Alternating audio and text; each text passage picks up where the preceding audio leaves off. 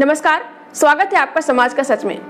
आज हम बात करने जा रहे हैं एक ऐसे सवाल की जो अक्सर लोग पूछते हैं और जिसमें ढेर सारी गलतफहमियां भरी पड़ी हैं। सवाल ये है कि आखिर स्त्री विमर्श या फेमिनिज्म आखिर ब्रा, टॉयलेट, कंडोम, सैनिटरी पैड और कपड़ों की बात क्यों करता है? क्यों नहीं सिर्फ इसरो की साड़ी पहने वैज्ञानिकों की बात करता है, जो असली नारी सशक्तिकरण का प्रतीक है। और लोग तो ये भी कहते हैं कि इंस्टाग्राम पर नाचने वाली लड़कियां सशक्तिकरण नहीं, सिर्फ दिखावा करती हैं। लेकिन क्या ये इतना आसान है?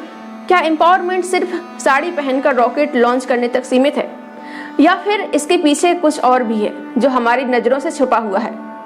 तो चलिए आज हम डालते हैं एक नज़र उन छोटी छोटी बातों पर जो औरतों की जिंदगी को हर दिन मुश्किल बनाती है, और समझते हैं कि आखिर क्यों स्त्री विमर्श या फेमिनिज्म इन छोटी छोटी बातों को इतना बड़ा मुद्दा बनाता है।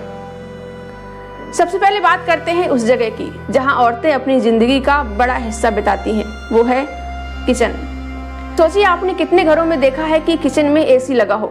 मैंने तो बड़े बड़े पॉश घरों में भी किचन में एसी नहीं देखा। हाँ, ताश खेलने वाले कमरे में, लिविंग रूम में, बेडरूम में वहाँ एसी जरूर होता है, लेकिन किचन, वहाँ तो बस एक एडजस्टेबल पंखा, वो भी अगर किस्मत अच्छी हो। और मिडिल क्लास के किचन की बात करें तो वो तो माचिस के डिब्बे जैसे होते हैं, न ढंग की हवा, न धूप, सिंक में गर्म पानी, वो तो सपने में भी नहीं।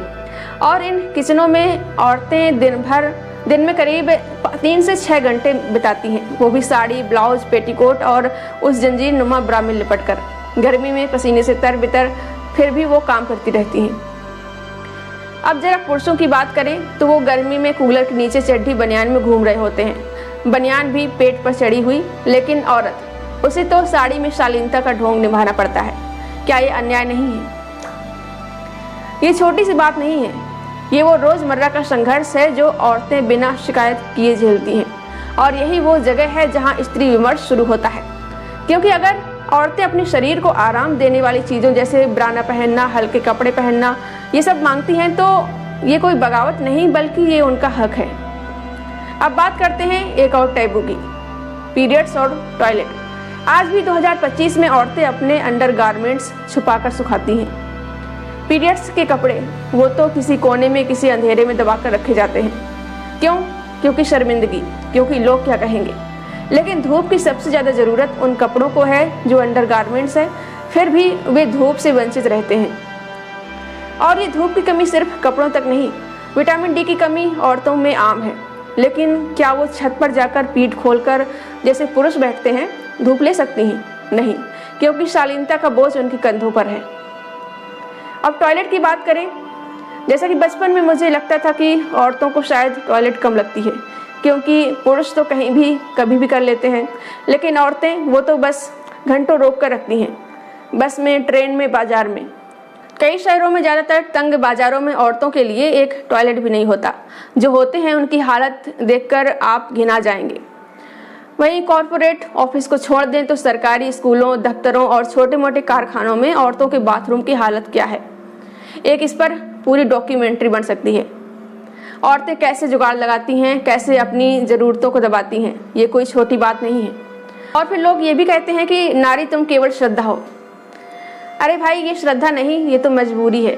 सहन शक्ति नहीं है, ये दमन है। ये समझने की आपको ज़रूरत है। अब आते हैं उस सवाल पर जो लोग अक्सर उठाते हैं। लोग कहते हैं कि इसरो की साड़ी पहने वैज्ञानिक, ये है असली नारी सशक्तिकरण, ये है वुमन एम्पावरमेंट। इंस्टाग्राम पर नाचने वाली लड़कियां तो बस दिखावा करती हैं। साथियों, ये बात इतनी आसान नहीं है। इसरो की वैज्ञानिक सशक्त हैं, इसमें कोई शक नहीं है।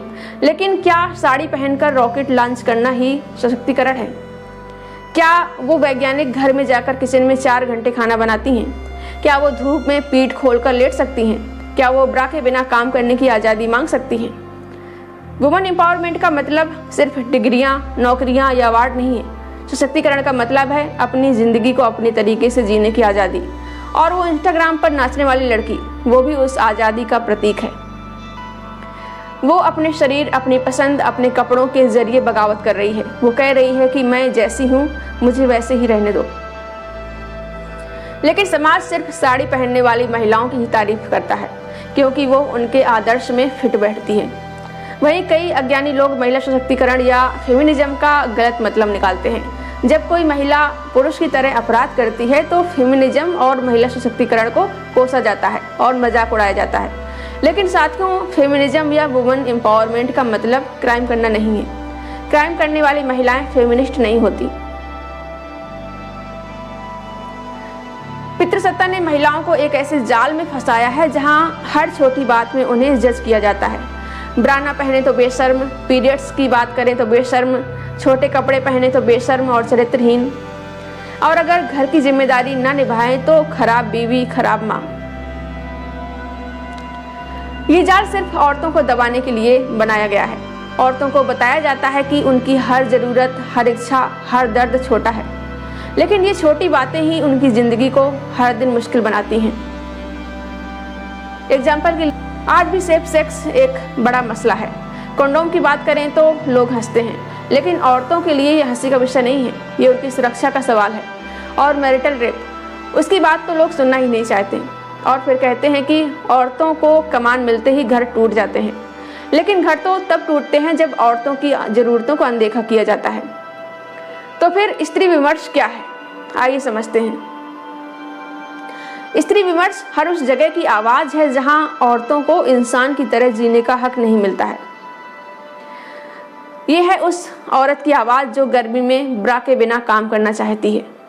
यह है उस औरत की आवाज़ जो पीरियड्स में छुट्टी मांगती है क्योंकि उसे बार बार बाथरूम जाना पड़ता है, दर्द, उलझन, बेचैनी से गुजरना होता है। यह है उस औरत की आवाज़ जो बस में पेशाब रोककर घंटों सफ़र करती है। और हाँ, यह है उस औरत की आवाज़ जो इंस्टाग्राम पर नाचकर अपनी आज़ादी का जश्न मनाती है। स्त्री विमर्श या फेमिनिज्म कोई फैशन नहीं है, ये एक क्रांति है। ये उन छोटी छोटी बातों से शुरू होती है जो औरतों की ज़िंदगी को हर दिन जंजीरों में जकड़ती है। और ये क्रांति तब तक नहीं रुकेगी जब तक हर औरत को अपनी ज़िंदगी अपनी शर्तों पर जीने का हक न मिल जाए। तो अब सवाल है कि हम और आप इस बदलाव में क्या योगदान दे सकते हैं। पहला, अपनी सोच बदलें। अगली बार जब कोई औरत अपनी ज़रूरतों की बात करे तो उसे जज न करें, उसकी बात सुने, आवाज़ उठाएं। अगर कोई औरत के खिलाफ बोल रहा है तो उसे टोके, चुप न रहें। अपने घर में, अपने ऑफिस में औरतों की बुनियादी ज़रूरतों का ध्यान रखें, जैसे साफ बाथरूम, गर्म पानी, धूप की जगह। खुद को शिक्षित करें, स्त्री विमर्श को समझें, फेमिनिज्म को समझें। ये सिर्फ महिलाओं की लड़ाई नहीं, ये इंसानियत की लड़ाई है। बदलाव छोटे छोटे कदमों से शुरू होता है। हर कदम मायने रखता है, हर आवाज़ मायने रखती है। तो साथियों, ये थी बात स्त्री विमर्श की। ये ब्रा, पेशाब और सैनिटरी पैड की बात इसलिए करता है क्योंकि ये छोटी छोटी बातें औरतों की ज़िंदगी में बहुत बड़ा फर्क लाती हैं। और हाँ, इसरो की वैज्ञानिक हो या इंस्टाग्राम पर नाचने वाली लड़की, दोनों के अपने संघर्ष हैं। आप क्या सोचते हैं? क्या आपने भी कभी आसपास महिलाओं को इन छोटी छोटी मुश्किलों से गुजरते देखा है? कमेंट में ज़रूर बताएं। और अगर आपको ये वीडियो पसंद आया हो तो लाइक करें, शेयर करें और हमारे चैनल को सब्सक्राइब करें। आइए मिलकर एक ऐसा समाज बनाएं जहां महिलाओं को सिर्फ श्रद्धा नहीं बल्कि आज़ादी मिले, उनका हक मिले। मिलते हैं अगली वीडियो में। Thank you. और एक अपील, अगर आपको हमारा काम पसंद आ रहा हो और आप चाहते हैं कि हम ऐसे ही समाज का सच और समाज को बेहतर बनाने के लिए जागरूकता फैलाते रहें, तो आप हमें आर्थिक मदद भी कर सकते हैं। नीचे थैंक्स के बटन पर जाकर हमें सहायता राशि भेज सकते हैं या हमारी UPI ID shashi-singh9192@OKICICI पर अपनी इच्छा अनुसार सहायता राशि भेजकर हमारे इस प्रयास को और मजबूत कर सकते हैं। Thank you.